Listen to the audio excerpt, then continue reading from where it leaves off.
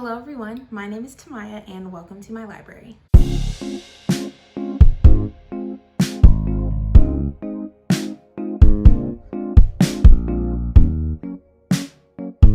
So today I'm going to be talking about 5 books that were some of my favorites that I read in the year 2020, and they are all by Black women authors. The first book that I want to talk about is Queenie by Candace Carty-Williams. This is about a woman named Queenie. She's our main character. She's plus size woman, Jamaican British, and we're basically kind of following her life when it's sort of going downhill. Her boyfriend has just asked her to move out of their shared apartment. She's sort of spiraling in the sense of trying to seek out that love and validation that she lost from her boyfriend, on top of the fact that her experiences with his white family, as well as the other white men that she dates throughout the story, are entirely negative. Racial slurs, microaggressions, sort of being shamed for reacting negatively to those things because they're racist and microaggressive. And so this basically is following her sort of journey towards self-discovery. It's not super plot-driven story, and honestly, a lot of it was frustrating, if I'm being honest. Some of Queenie's decisions were questionable, but it was real. Everything that a young Black woman does isn't going to be perfectly polished, and that's one of the things that I really loved about this book. That's also one of the things that I loved about Such a Fun Age by Kylie Reed. I posted a review for that on my Bookstagram. But that one, another reason that it really stood out to me was because there wasn't this force to make the Black woman character perfect, and I really appreciated that. I will say that how do I put this? This book for me confirmed or further added to a lot of the ideas that I personally have seen of Black women's experiences dating white men, and how that doesn't always turn out great. That's what I'll say. Obviously this is fictional, but a lot of her experiences are real. And so I just really appreciated this. I thought the writing was good. I thought it was funny when it was supposed to be funny. It was emotional when it was supposed to be emotional. It, kind of ripped my heart out a little bit, but then the next chapter would be like something hilarious. We discuss her friendships. We discuss her going into therapy, like all of these different things. So really loved Queenie. I give this one a 4 out of 5, not a 5-star read, but 4 out of 5 obviously isn't bad. And this is a great one, would definitely recommend. And Such a Fun Age as well. That one was 5 stars for me. Next up, we have Monday's Not Coming by Tiffany D. Jackson. Honestly, I could put all of the Tiffany D. Jackson books that I read this year. I actually just got Let Me Hear a Rhyme, which I believe is her last book that she currently has out. I know she has one that's coming out in 2021 as well. So I'm super excited to read this. I literally just got it in the mail today, so I can't wait to read that. But Monday's Not Coming, this is the one that I chose to highlight just because of the themes it touched on, and because this really kind of falls into the type of works that I like to read. Literary fiction that is about Blackness, or just about people of color in general, that is gonna rip my heart out. That's kind of what I like to read. And so this one, we follow our main character, Claudia, primarily throughout the story, and she realizes that her best friend Monday is missing. She hasn't come to class in a while, or rather she hasn't come to school in a while, and people are sort of acting like they don't notice. They're acting like they don't care. They're acting like they don't believe Claudia. And so we kind of go through Claudia trying to figure out what happened, getting the help from the few adults that really do believe her and do want to help her out. And as with all of Tiffany D. Jackson's work, there is sort of that last act twist that kind of throws you off, and is kind of surprising. And I personally like that about her writing. I think it's something that keeps you going because you know that something crazy is about to come, even though it's not necessarily a super action-packed book, if that makes sense. For this one, I would definitely have to give big trigger warnings, for child abuse, death of a child, mental illness, post-traumatic stress disorder. I think those are the main ones. If you think that anything within that realm would be harmful for you to read, I wouldn't recommend this book. Like I said, it's a heart wrencher. Like, I cried while reading this book, and it's really not hard to make me cry, let's be honest. But this one was a heavy one, but I absolutely loved it. I think Tiffany D. Jackson's writing is impeccable. I've loved everything I've read by her. This year, I also read pretty much her whole backlist except for Let Me Hear a Rhyme, or should I say last year rather. I read her backlist with Allegedly, Grown, and Monday's Not Coming. Next up, we have Girls Like Us by Randy Pink. This is the first Randy Pink book I've ever read, and I definitely want to read more from her. I really enjoyed this. So this is set before Roe v. Wade was originally decided. So in this time period, sorry, this is like really reflective. I'm gonna put it down because that's kind of not giving, but it's set before Roe v. Wade, so abortion is not legal.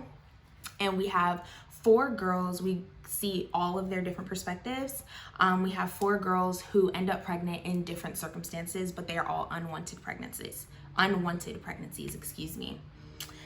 And I won't go into the circumstances of all of them, but within that, I will add that there are triggers for sexual assault, incest, rape of a child. Yeah, if you get where I'm going there. But I don't want to spoil, but do want to make sure that you're aware before going into this that those are themes that exist within this story. And so we're following all of these girls when they get sent to this home for pregnant teens. And we see them come together, form like a family amongst each other. And we also see them grow up. So we kind of get those 2 different timelines. Sorry, my mom called me, so I kind of forgot what I was saying. But we see them when they're older, and we meet one of their granddaughters, and we get her perspective too. So it was really good. I really enjoyed this story. I think that, like I said, it does touch on those heavy themes, so do keep that in mind. But there is a really big focus on that found family aspect, which I really love to see in books. And then also that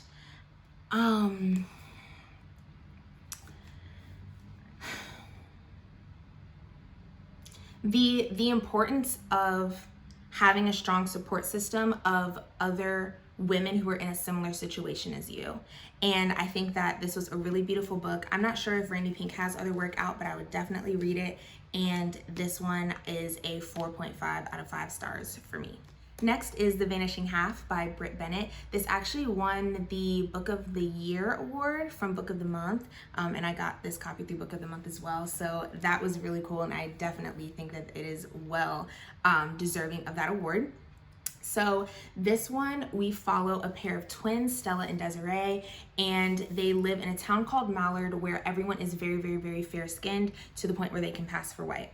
However, most of the people in Mallard don't intentionally pass, but they have just sort of created a community in which everyone is fair-skinned. So to kind of avoid, to insulate themselves from the racist environment that they lived in the South. And so Desiree and Stella, they both run away mysteriously. No one knows what happens. And Desiree eventually returns to Mallard with her very, very dark-skinned daughter, Jude, who she has with her husband, who she ends up leaving to return to Mallard for a reason that happens that I think if I tell you, it would be a spoiler. But on the other hand, we have Stella, who decides to pass. So her and Desiree live these completely separate lives. They don't contact each other. I think it's like 20, 30 years, something crazy like that. And we see both Stella's perspective, Desiree's perspective, and Jude and Kennedy's perspective as well. Kennedy is Stella's daughter, who believes that she is completely white, grew up white, thinks that Stella is white, and obviously her dad is white. And we see how their lives interact and intersect in these like very unexpected ways. And if you have ever read The Mothers by Britt Bennett, that actually is what was originally on this list for me. And I'm actually re-recording this video, and I switched it for The Vanishing Half because I love The Mothers, but The Vanishing Half like took the cake for me. But I still recommend The Mothers as well. But similarly to The Mothers, this is an intergenerational story, and we go through time. So we begin in the 1950s and we end in the 90s, and we see each of our characters growing up throughout that entire time period on the backdrop of the historical context of that time period. Beautiful book, beautiful writing. There is a very prominent trans character in this story, and I am not trans, so I can't necessarily speak to that representation, but from what I have heard other trans reviewers discuss about good trans representation, I think that this qualifies for sure, but please correct me if I'm wrong, if you identify within the trans community. But I absolutely love this. You just get so many different sort of inclusions about culture, and there's no perfect character. Like, there's nobody in here where it's like, I completely agree with everything you do, and I love that in a story. It's kind of easy to judge people very quickly with this story, especially Stella, when you kind of see sort of the decisions she makes, but you learn everyone's motivations, and not in like a very like, this is why she did it way, but in like a, just the writing just shows that for you. And I just love this. 5 out of 5. Definitely read it. It's the book of the year for a reason. And yeah, that's on period. My last one, this is actually kind of an old book. I'm late on the train, but I'm glad that I finally got on. We have Children of Blood and Bone by Tamya. So this one is a thick girl, but this was really great. This is sort of hard for me to describe because it's a fantasy, which is already difficult for me to describe, but it's a pretty complex fantasy in my opinion, at least with like the way that the magic system works and all those sorts of things. But essentially we follow three different perspectives. We have Zaylee, who is like our main character. She is a part of a clan where she has power over death, basically. Like, she can control death. And then we have Amari, who is the princess of the like the ruling monarchy or whatever. And then we have Inan, who is her brother, who's the prince. And Zaylee and Amari end up encountering each other in some way, and they are on this journey.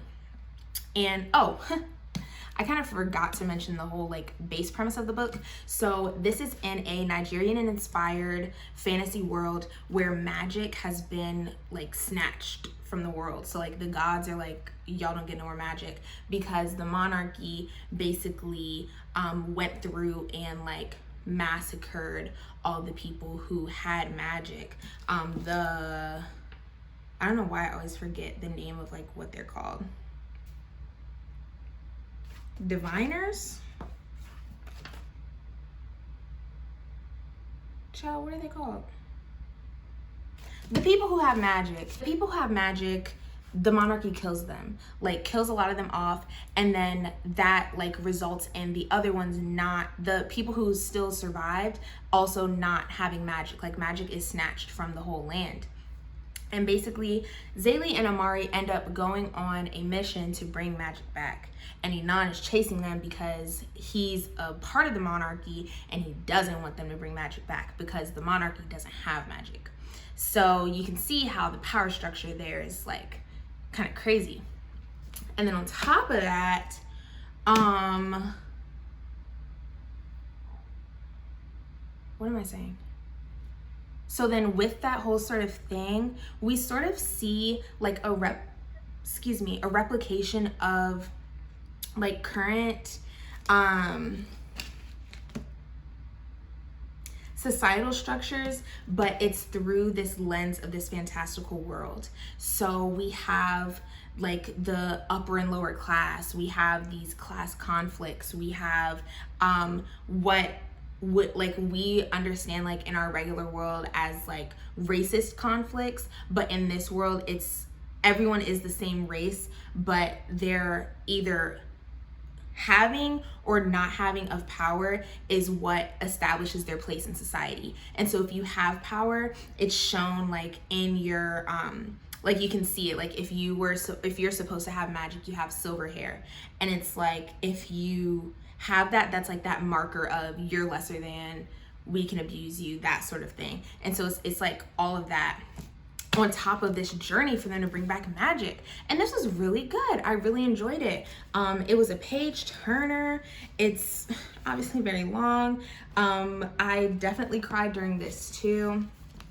I do have, my gripes with it, but I still think that this is a really great book. I would definitely recommend if you're trying to get into fantasy, because I don't think that, I'm not super duper into fantasy, even though I am trying to get into it. I don't think that this is necessarily a hard fantasy to understand by any means. Once you like get used to like the terminology and the world and all of that. And it's great, and it's Black, and I love it. So the sequel to that is Children of Virtue and Vengeance, and I think that a third book is supposed to be coming out in 2021. I'm planning to talk about Children of Virtue and Vengeance in a different video, so I won't talk about my thoughts on that, but it was like, okay, let's just say it wasn't gonna make this list. So those are all of the books that I wanted to talk to you guys about today. Hopefully, maybe I introduced you to a Black woman author that you haven't read from before. And if you have read any of these books or you plan to, please let me know so we can talk about it. If you know of other books by these authors or other books that are kind of similar to these that you think that I would enjoy, definitely let me know. And what else do you say at the end of these? Like the video, comment, subscribe, and follow me on my Bookstagram. And yeah, that's pretty much it. Bye.